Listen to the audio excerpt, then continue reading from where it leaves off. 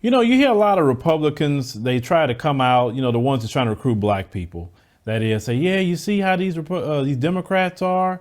And they, look at, the KKK is a part of the Democrats, and Joe Biden with the crime bill and all these different things they try to say about the Democrats.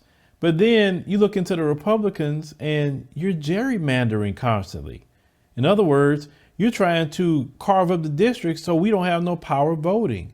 On top of that, you want these strong voter ID laws to try to stop black people from voting. You try to close polling locations so black people can't vote. Then you're trying to find black people who, voted allegedly illegally. And then in a lot of these states, they don't have to even prove that you did it illegally or your motives or anything. Just say you did it. More so on those, as Tariq Nasheed would say, I'm white and I say so kind of laws, right? So how's that attractive for the black communities to join the Republican Party? I'm just asking about that, because the Democrats, they do have the issues. I support Democrat or Republican. I support no party. All the party I support is the Black Independent Party, which means we are independent people and that we're only going to go with is best for our community. And that's it. But let me tell you what's happening with another Republican, Tom Cotton, out of Arkansas. Now, he sparked a lot of outrage by calling the enslavement of your ancestors and mine, those of you who are the descendants of enslaved Africans in the early years of the United States, as a necessary evil. Listen to that. He knows it's evil, but he said that evil that was put upon your ancestors and mine was necessary. See, these are the people who are in your government thinking this way about black people, that your ancestors being enslaved and tortured and raped and separated and sodomized and all the pedophilia they've done and all the buck breaking and all the experiments, that was necessary in the eyes of Tom Cotton and his Republican ilk and the rest of those who agree with him. So he has also put up a bill against the 1619 Project written by Nicole Hannah Jones. She won a Pulitzer Prize for that. And they created actually a curriculum they wanted to be put in the schools as history, K through 12. Now, the 1619 Project is a lot better than what they had. They weren't learning crap about anything related to history. So he argued, Tom Cotton, that slavery is a critical piece of history, saying, as the founding fathers said, it was a necessary evil upon the union, which the union was built. It said, but the union was built in a way, as Lincoln said, to put slavery on a course of ultimate extinction. So he even admitting that black people built America, as we said so many times before. Now, they say he later defended, his comment by insisting that he was merely citing the founding fathers in a tweet reposted by Donald Trump. And his office stated that the senator does not personally believe slavery was a necessary evil. Yes, you do. Stop saying that. Say, yes, you believe that. You believe the enslavement of my ancestors, and many of you who watching, they believe that that was necessary for the white supremacist to have what he has today. Now, they talk about why he don't like the 1619 Project as well. So he continues to say the entire premise of the New York Times factually, historically flawed 1619 Project. Now, he never proved how it was a flaw at all. He just said it. He said is that America is at a root a systemically racist country to the core and irredeemable. Well, the 1619 Project never said anything about America being irredeemable. Never said that. That's you saying that. Now, is it being systemically a racist country? Yes. And we have the history to prove it. We have 2020 to prove it. OK, it's so easy to prove it. All you got to do is go to statistics. You can go to every area of America. Racism, white supremacy permeates everything. It's not one thing in America that racism, white supremacy don't permeate or touch. That's the proof that America is a systemically racist country, even to this day.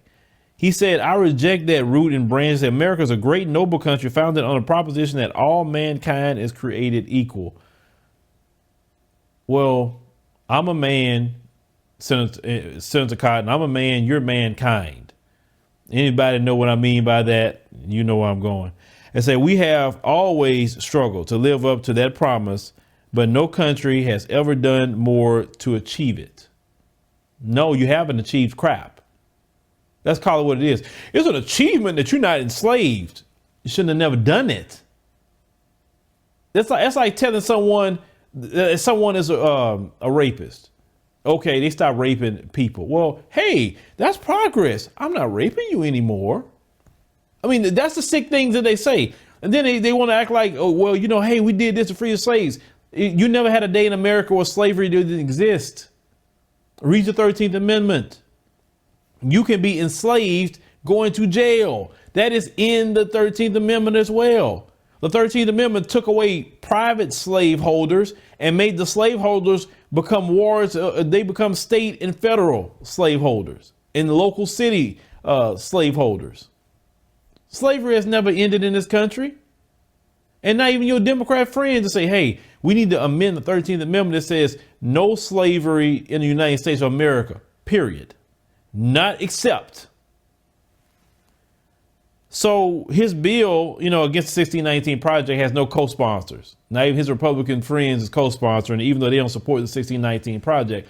Of course they're not, because they want to, you know, these are the same people that, you know, have, statues to traitors, which is Confederates of traitors, statues of murderers, rapists, pedophiles. I mean, this is the kind of people that they celebrate. This is their founding fathers. They love these kind of people, the most lowest evil demons that ever walked the face of the earth. These are the people that they want statues up to. And you wonder why people are taking the statues down. Now, Nicole Hannah Jones had made a response. Say, imagine thinking a non-divisive curriculum is the one that tells black children the buying and selling of their ancestors, the rape, torture, and forced labor of their ancestors for profit was just a necessary evil for the creation of the noblest country the world has ever seen. OK, he says, so say, was slavery foundational to the union on which it was built or not? She said, you heard it from Tom Cotton himself. Yeah, these are people that's in your government, ladies and gentlemen. These are people that's running things. And then they want to tell black people we should come join the Republican Party. Where's the Republican Party going at Tom Cotton for his comments? That's why we can't join en masse. And actually, a lot of black people are more socially conservative. We're not socially liberal. We're not. Even throughout the world, black people is conservative people. But we cannot join the Republican Party. We can't. And if we do, that's why sometimes people look at other black conservatives like kind of looking at them funny. Because how you going to defend Tom Cotton? How? Being a black conservative. You can't. And if you defend that, well, we already know you bojangling and you shucking and jiving. We get that part. That's why I say black people should be independents. We are the Black Independent Party. That's who we are. We are looking out for the interest of black people. That's it.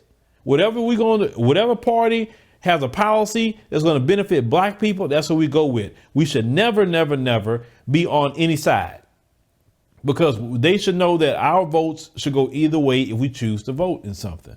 I'm telling black people that. Get out of the Republican Party. Get out of the Democrat Party. Say we are the Black Independent Party. We need to create a party. No, you don't. You need to create crap because you're still doing it in their system. We just have to have a code that say we are the Black Independent Party and we only vote on our interest. That's it. And don't ever let nobody tell you that you can't vote on your interest as a community. No, we're not the sacrificial lambs for nobody no more. Forget that. We have sacrificed enough for all these different groups. And then at the end of the day, they still look at us as N-words and don't respect us. So it's time for us to respect ourselves politically and say we are looking out for the black community. We look at like all these other groups, look out for themselves. No, we need to do the exact same thing and look out for ourselves. And we are the Black Independent Party. That's who we are, period. And if you want to see the black community doing well, you can be part of the Black Independent Party as well. All thing you're saying is we want to see the black community flourish. We want policies put in to make sure they flourish. That's it. That's all. Anybody who think like that, you my friend. I'm not against you. If you want reparations, you don't even have to be black, but you support reparations 100%. Hey, I'm with you. I'm cool with you. No problem. There's no hate here for me. I love everybody. I've always been that way. I love everybody. Now, of course, I'm going to look out for family first. I expect you look out for family first. That's been a problem with a lot of black people. We ain't look out for family first. We look out for everybody else outside our house. But family always come first, then other people, right? So I'm gonna look out for family first, of course.